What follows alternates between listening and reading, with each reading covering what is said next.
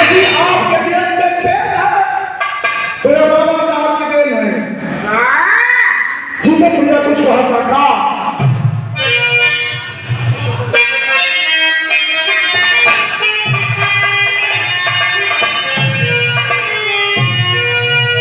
कि कहाँ गई बाबा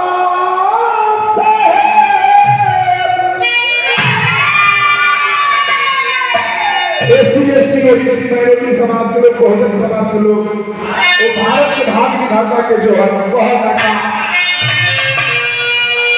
कहाँ गई बाबा साहेब अरे मुहावा के मोड़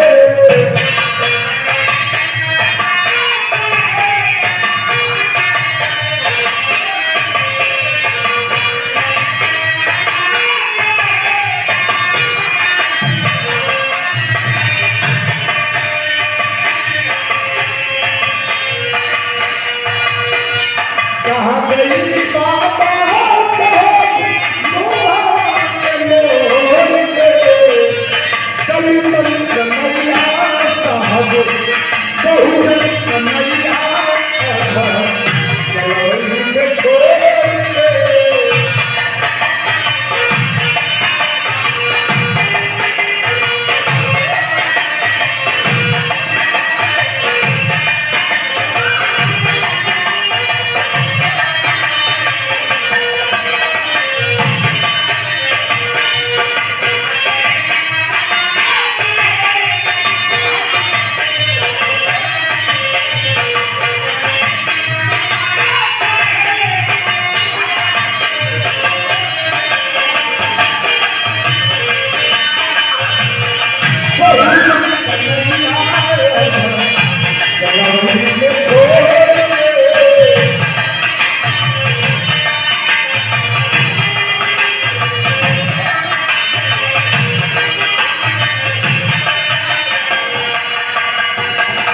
गांधी को प्राण दाता, नारी के सम्मान दाता, भारत के भाग विधाता, जन्म लिया इस धरती को जो सूरज के तब से भी ज्यादा रोशनी बन के आई।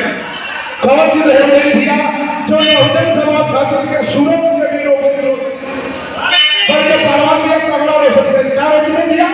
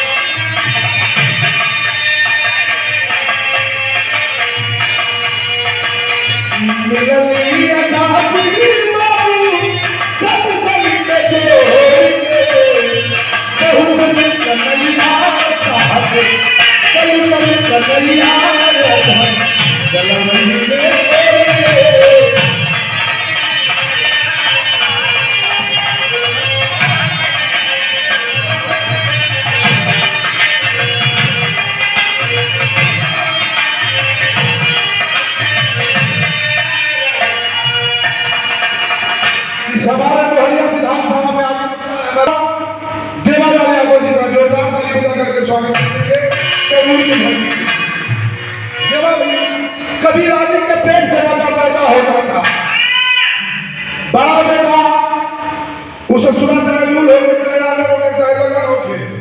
संजय भैया, लेकिन वह राजा पैदा होता था।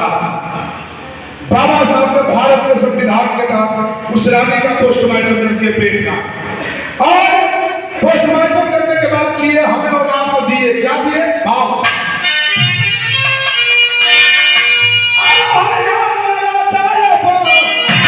रानी के पेट से कोई राजा पेपर में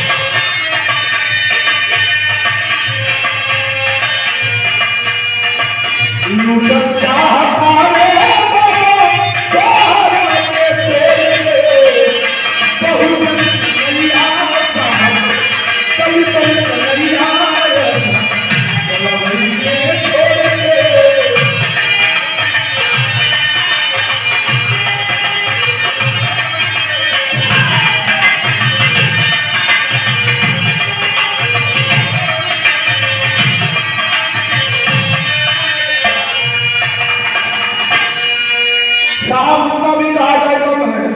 22 मार्च 2025